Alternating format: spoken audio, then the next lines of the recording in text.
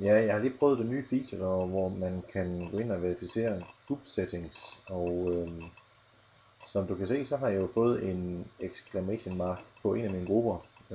Og ganske rigtigt, den findes ikke. Jeg har lige ind og tjekke mit AD, og den findes rent faktisk ikke, så jeg kan lige prøve at adde en ny gruppe. Jeg kan se, hvordan den siger her.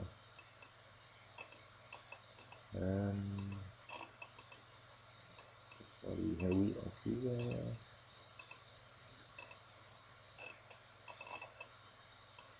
Sales for eksempel. Den tager vi lige.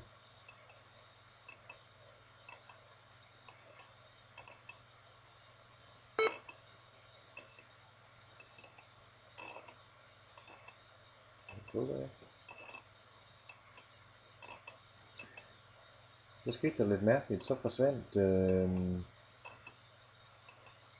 exclamation mark på business card demoen. Det kan være, at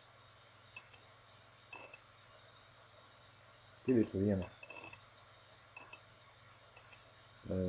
Den skal slettes på en eller anden måde.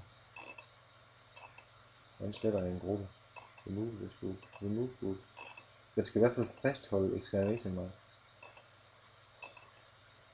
Okay, der er remove group. Den lader lige være, så vi har en mulighed for at troubleshoot på den efterfølgende. Jeg lukker ned her.